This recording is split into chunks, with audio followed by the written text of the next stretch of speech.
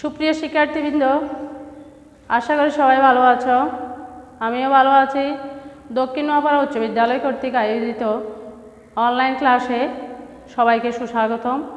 আমি লিপিকা চৌধুরী, সহকারী শিক্ষক, দক্ষিণ নোয়াপাড়া উচ্চ বিদ্যালয়। আজকে আমি দশম শ্রেণীর পৌরনীতি ও নাগরিকতা বিষয়ে চতুর্থ অধ্যায়ে একটি গুরুত্বপূর্ণ টপিকস নিয়ে আলোচনা করব। সেটার নাম হচ্ছে রাষ্ট্র ও সরকার।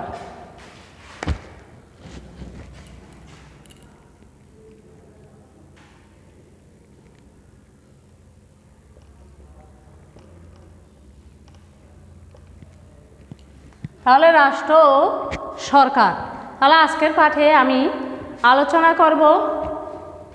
দেখো কি, এক হচ্ছে রাষ্ট্র কি, দুই রাষ্ট্রের উপাদান, রাষ্ট্রের উপাদান, তিন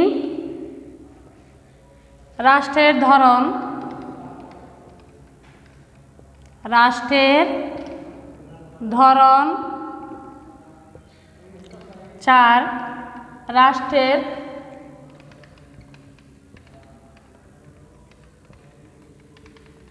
বিবরণ, পাঁচ গণতান্ত্রিক রাষ্ট্রের গুণাবলী। তান্ত্রিক রাষ্ট্রের গুণাবলী।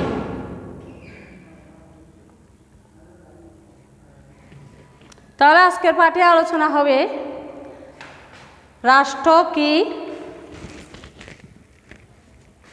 রাষ্ট্রের উপাদান কি কি, তিন রাষ্ট্রের ধরন, চার রাষ্ট্রের বিবরণ, পাঁচ গণতান্ত্রিক রাষ্ট্রের গুণাবলী। তাহলে রাষ্ট্র ও সরকার টপিকসটা পড়াতে গিয়ে প্রথমে আমাদেরকে জানা দরকার রাষ্ট্র কি। রাষ্ট্র কি জিনিস? রাষ্ট্র হচ্ছে একটি সংগঠন যার নির্দিষ্ট ভূখণ্ড আছে, জনসমষ্টি আছে, সরকার আছে এবং সার্বভৌমত্ব আছে। তাহলে রাষ্ট্রের সংজ্ঞা দিতে গিয়ে আমরা বলতে পারি যার নির্দিষ্ট ভূখণ্ড, জনসমষ্টি, সরকার, সার্বভৌমত্ব আছে সেটার নামই হচ্ছে রাষ্ট্র। কারণ নির্দিষ্ট ভূখণ্ড না থাকলেও, নির্দিষ্ট আয়তন না থাকলে রাষ্ট্র হবে না। জনসমষ্টি থাকতে হবে। জনসমষ্টি সেটা কমও হইতে পারে, আবার বেশিও হইতে পারে। যেমন ভারতের জনসমষ্টি 134 কোটিরও বেশি, কিন্তু বাংলাদেশের জনসমষ্টি হচ্ছে 16 কোটির মতো। তাহলে আকাশ পাতাল তফাৎ। তাহলে রাষ্ট্র হইতে হলে জনসমষ্টি কম হোক বা বেশি হোক, জনসমষ্টি থাকতে হবে। তাহলে রাষ্ট্র পরিচালনা করার জন্য আমাদের আরও একটি মূল্যবান লোকের দরকার, সেটার নাম হচ্ছে সরকার। সরকার না থাকলেও কি হবে না? রাষ্ট্র হবে না। সুপ্রিয় শিক্ষার্থীবৃন্দ, তাহলে রাষ্ট্রের আরও একটি জিনিসের দরকার, সেটা হচ্ছে সার্বভৌমত্ব। সার্বভৌমত্ব না থাকলেও রাষ্ট্র হবে না। সার্বভৌমত্ব মানে চূড়ান্ত ক্ষমতার অধিকারী। তাহলে এই চারটি উপাদান যদি থাকে সেটাকে আমরা রাষ্ট্র বলতে পারি। এবার আসি রাষ্ট্রের উপাদান। তাহলে রাষ্ট্রের উপাদান কয়টি? এই যে আমি বললাম রাষ্ট্রের নির্দিষ্ট ভূখণ্ড থাকতে হবে, জনসমষ্টি থাকতে হবে, সরকার, সার্বভৌমত্ব থাকতে হবে। তাহলে রাষ্ট্রের উপাদান হচ্ছে আমাদের চারটি। এক,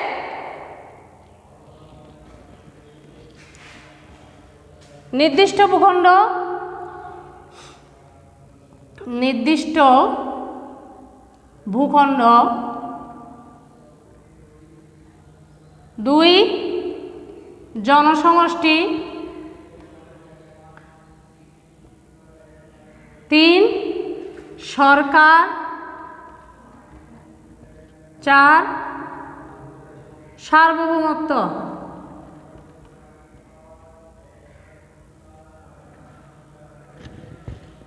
নির্দিষ্ট ভূখণ্ড, জনসমষ্টি, সরকার ও সার্বভৌমত্ব। তাহলে রাষ্ট্রের উপাদান হচ্ছে 4টি। এরপর আসি রাষ্ট্রের বিবরণ। এখানে আমি তোমাদের দেখাচ্ছি রাষ্ট্রের বিবরণ। রাষ্ট্রের বিবরণ মধ্যে আছে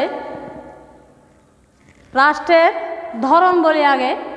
বিশ্বে বিভিন্ন ধরনের রাষ্ট্র ব্যবস্থা রয়েছে। নিম্নের ছকে আমি বর্ণনা দিয়েছি, দেখো। অর্থনীতির ভিত্তিতে রাষ্ট্র, ক্ষমতা উৎসের ভিত্তিতে রাষ্ট্র, আবার ক্ষমতা বন্টনের ভিত্তিতে রাষ্ট্র।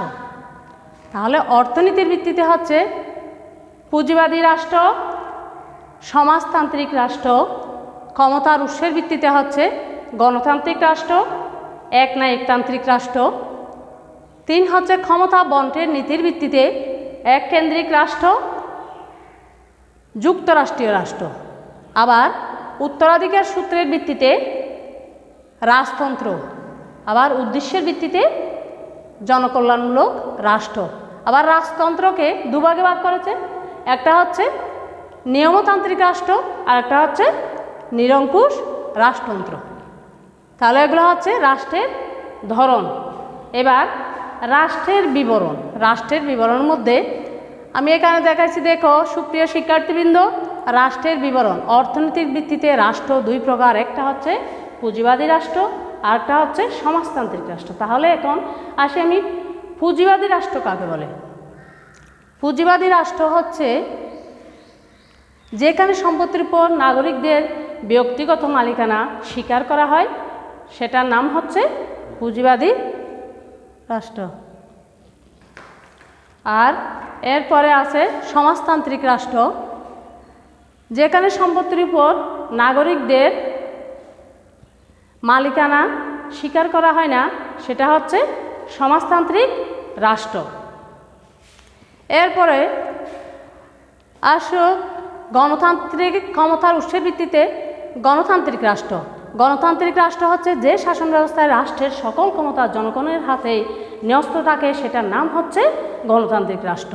আর গণতান্ত্রিক রাষ্ট্রের পরে আছে একনায়কতান্ত্রিক রাষ্ট্র, যে শাসন ব্যবস্থায় একজন নেতার হাতেই সমস্ত ক্ষমতা থাকে, সেটাই হচ্ছে একনায়কতান্ত্রিক রাষ্ট্র।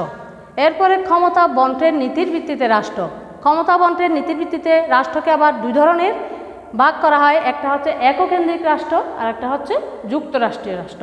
এককেন্দ্রিক রাষ্ট্র কি? তাহলে দেখো, যে শাসন ব্যবস্থায় রাষ্ট্রের সকল ক্ষমতা, শাসনতান্ত্রিক ক্ষমতা কেন্দ্রীয় সরকারের হাতে ন্যস্ত থাকে, সেটা হচ্ছে এককেন্দ্রিক রাষ্ট্র। আর যুক্তরাষ্ট্রীয় রাষ্ট্র হচ্ছে যে রাষ্ট্র ব্যবস্থায় একাধিক অঞ্চল বা প্রদেশ নিয়ে একটি রাষ্ট্র গঠিত হয়, সেটা হচ্ছে যুক্তরাষ্ট্রীয় রাষ্ট্র। এরপর যেমন যুক্তরাষ্ট্র হচ্ছে ভারত, আমেরিকা ইত্যাদি। এরপর আসে উত্তরাধিকার সূত্রের ভিত্তিতে রাষ্ট্র। রাষ্ট্রের বিশ্বের কোনো রাষ্ট্র প্রধানগণ আবার উত্তরাধিকার সূত্রে ক্ষমতা লাভ করে থাকে, সেটার নাম হচ্ছে রাজতন্ত্র। রাজতন্ত্র হচ্ছে 2 প্রকার, যেমন একটা হচ্ছে নিরঙ্কুশ রাজতন্ত্র আর একটা হচ্ছে নিয়মতান্ত্রিক রাজতন্ত্র। নিরঙ্কুশ রাজতন্ত্র দেখো, যে রাষ্ট্র ব্যবস্থায় রাজা বা রানী সর্বময় ক্ষমতার অধিকারী, সেটা হচ্ছে নিরঙ্কুশ রাজতন্ত্র।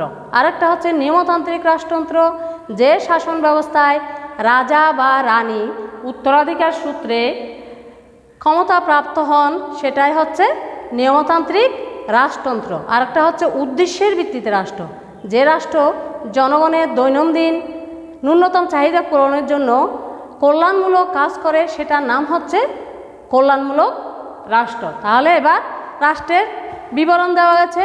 এরপরে আমি বলবো তোমাদের গণতান্ত্রিক রাষ্ট্রের গুণাবলী। গণতান্ত্রিক রাষ্ট্রের কিছু গুণাবলী রয়েছে, সেটা হচ্ছে স্বাধীনতা রক্ষা কবচ। গণতান্ত্রিক রাষ্ট্রের জনগণ স্বাধীনভাবে মত প্রকাশ করতে পারে, সরকারের সমালোচনা করতে পারে, প্রতিনিধি নির্বাচনের মাধ্যমে সরকার পরিচালনায় অংশগ্রহণ করতে পারে, ফলে ব্যক্তি স্বাধীনতা বিকাশ ঘটে। এরপরে 2 নম্বর হচ্ছে দায়িত্বশীল আচরণ।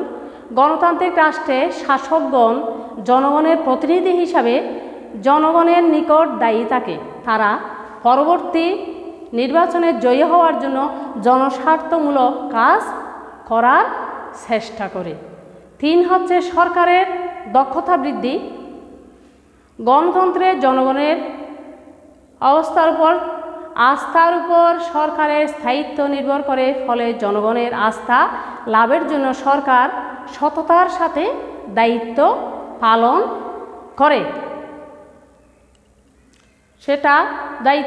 করে। ফলে সরকারের কি বৃদ্ধি পায়? দক্ষতা বৃদ্ধি পায়। 4 সাম্য ও সমঅধিকারের প্রতীক। গণতন্ত্রে সবাই হচ্ছে সমান। এতে জাতি, ধর্ম, বর্ণ নির্বিশেষে সবাই একই অধিকার, সমান অধিকার লাভ করে। সুপ্রিয় শিক্ষার্থীবৃন্দ, আজকে এই পর্যন্তই। তোমাদের আগামী ক্লাসে আবার দেখা হবে, তাই আগামী ক্লাসের আমন্ত্রণ জানিয়ে আমি আজকের পাঠ সমাপ্ত করছি।